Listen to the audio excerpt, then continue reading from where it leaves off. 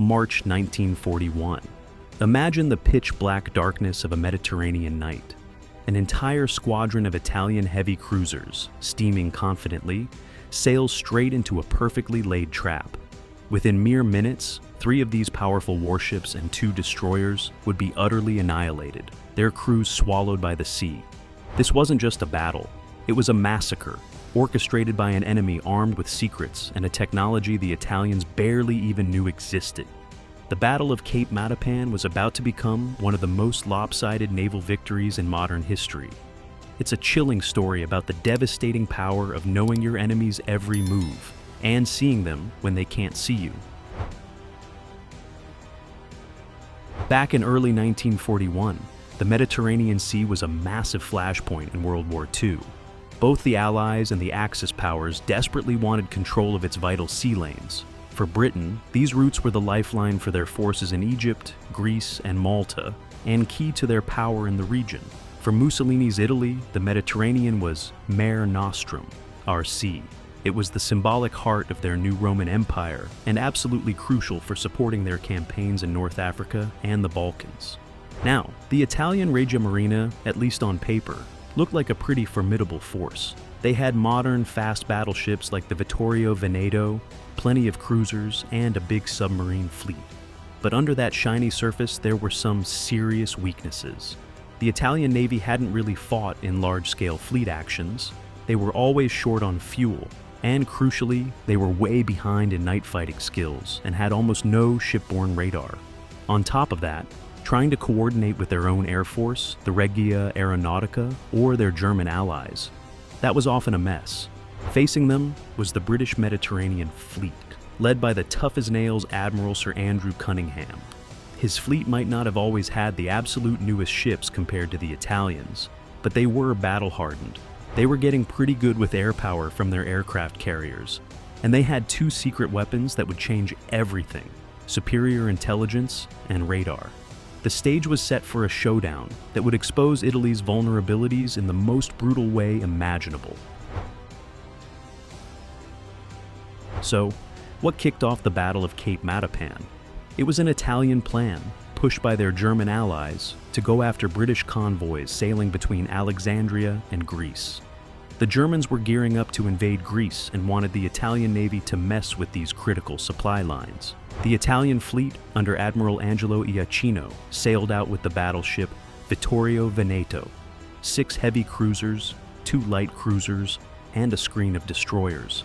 They figured they had a decent shot at catching some unsuspecting British merchant ships and their escorts. But here's what Admiral Iachino didn't know. The British were essentially reading his mail.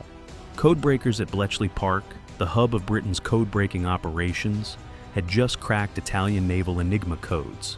This top-secret intelligence, codenamed ULTRA, gave Admiral Cunningham almost real-time updates on what the Italians were planning, their fleet's makeup, and where they were headed.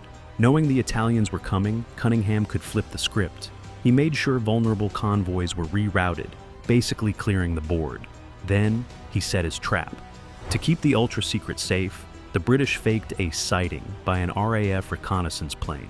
This gave them a believable reason for the Mediterranean fleet to be out at sea and in just the right spot. Admiral Cunningham sailed from Alexandria with his flagship HMS Warspite, the battleships Barham and Valiant, the aircraft carrier HMS Formidable, and a bunch of destroyers. His plan was to meet up with Vice Admiral Pridham Whipple's cruiser force south of Crete.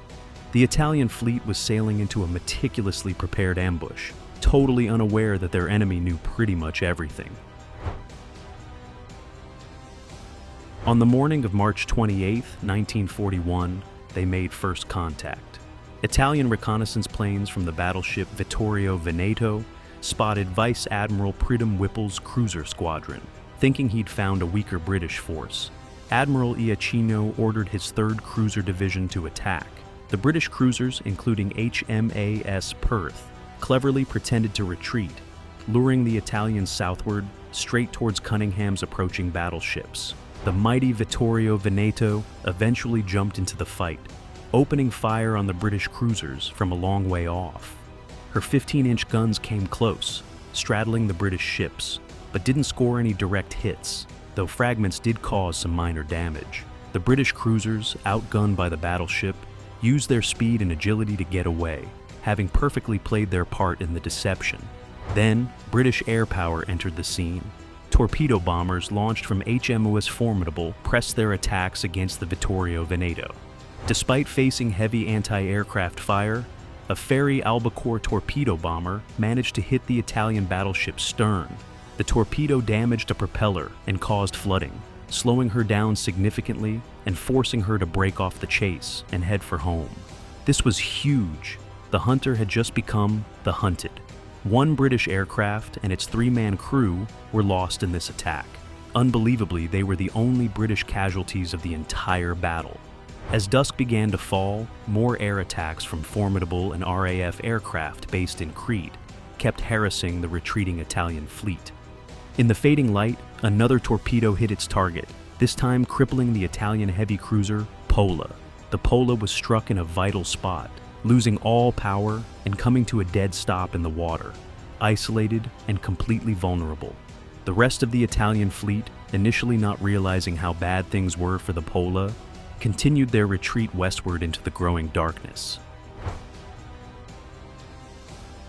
Admiral Iachino, finally learning about the Pola's desperate situation, made a truly fateful decision. Still completely unaware of how close Cunningham's battleships were, he detached the 1st Cruiser Division, the heavy cruiser Zara, his own flagship for the division, and Fiume, along with 4 destroyers, and ordered them to turn back to find and help the crippled Pola. It was an act of squadron loyalty, but given the circumstances, it was tragically suicidal. Under the cover of darkness, Admiral Cunningham's battleships, HMS Warspite, Valiant, and Barham, were closing in.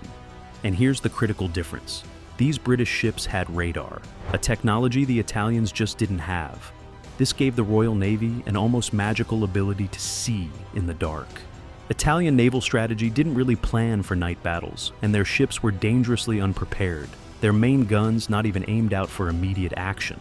Around 10:20 p.m., the British radar operators on HMS Orion first picked up the stationary Pola. Shortly after, the main battle fleet's radar detected the approaching Zara, Fiume, and their escorting destroyers. The British battleships moved into a perfect firing position, completely undetected.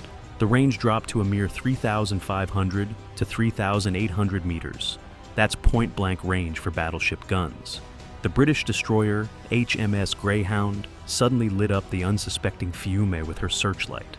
Almost at the same instant, the massive 15-inch guns of Warspite, Valiant, and Barham roared to life. The first salvos were absolutely devastating. The Italian cruisers, caught completely by surprise, their guns still pointing fore and aft, were hammered by a storm of armor-piercing shells. The Fiume was shattered in moments, fires raging as she quickly listed and sank. The Zara suffered a similar fate, hit again and again before she could even try to fire back effectively. She became a blazing wreck. 2 Italian destroyers, Vittorio Alfieri and Giosuè Carducci, trying to defend their cruisers or launch torpedoes, were also caught in the inferno of gunfire and sunk. The night action was brutal, swift, and terrifyingly one-sided. It was all over in a matter of minutes. The crippled Pola, which had unintentionally acted as the bait, was found later that night. After her crew was taken off by British destroyers, she too was finished off by torpedoes and sunk. The trap, sprung with deadly precision, had resulted in an almost unbelievable British victory. As dawn broke on March 29th, the sheer scale of the Italian disaster became terrifyingly clear. 3 modern heavy cruisers, Zara, Fiume, and Pola, lay at the bottom of the Mediterranean, along with 2 destroyers. Over 2,300 Italian sailors had lost their lives, with another 1,000 taken prisoner. The Regia Marina had suffered a catastrophic blow, both in ships and in spirit. In stark contrast, British losses were practically non-existent. That single torpedo bomber and its 3 crew members shot down during the attack on Vittorio Veneto. Admiral Cunningham, after making sure rescue efforts for Italian survivors were started, He even broadcasted their position for Italian hospital ships after his fleet had to leave due to air threats, led his victorious fleet back to Alexandria. The news of Matapan sent shockwaves through Italy. Admiral Cunningham, despite his competent leadership under the circumstances, had been outmaneuvered and outfought. He was crippled by a lack of critical technology and completely blindsided by superior enemy intelligence. His decision to send back the Zara and Fiume was a tragic mistake, born from not knowing the full picture. The Battle of Cape Matapan was far more than just a naval victory. It was a strategic turning point in the Mediterranean War. The devastating losses crippled the Italian Navy's ability to go on the offensive and shattered its morale. For the rest of the war, the Regia Marina would be very hesitant to take on the Royal Navy in major battles, effectively handing control of the Eastern Mediterranean to the British. This dominance allowed the Allies to more freely support their campaigns in Greece and Crete, and later, crucially, the offensives in North Africa and the landings in Sicily and mainland Italy. The dream of an Italian lake was well and truly over. Several key things led to this decisive outcome. First, British intelligence through Ultra gave them an incredible advantage, letting Cunningham anticipate Italian moves and set the ambush. Second, radar technology gave the British battleships a massive edge in the night action, allowing them to achieve complete surprise and deliver devastatingly accurate fire. Third, British carrier-based air power played a vital part in slowing down the Vittorio Veneto and crippling the Pola, setting the stage for that deadly night engagement. On the flip side, the Italian Navy suffered badly from their lack of radar, poor night fighting training and doctrine, and terrible coordination with their air support. The battle starkly showed the new realities of naval warfare. Intelligence was paramount, technologies like radar were game changers, and integrated air power was absolutely crucial. The Battle of Cape Matapan is a powerful example of how technology and intelligence can completely change the course of a war. What other battles do you think were decided by these kinds of hidden advantages? Let us know your thoughts in the comments below. And if you enjoyed this piece of naval history, please give us a like, subscribe to the channel for more stories about pivotal military encounters, and hit that notification bell so you don't miss our next video. The echoes of Cape Matapan lingered long after the guns fell silent. It wasn't just about the loss of ships and men. It was the loss of initiative and confidence that truly hobbled the Italian war effort at sea. The night of March 28, 1941 was indeed a massacre, a horrifying end to a perfectly sprung trap. The British combination of code-breaking, radar, skilled seamanship, and air power hadn't just won a battle, it had fundamentally reshaped the naval balance in a critical theater of World War II. It proved that in modern warfare, the things you don't see, the unexpected advantages, can be the deadliest weapons of all.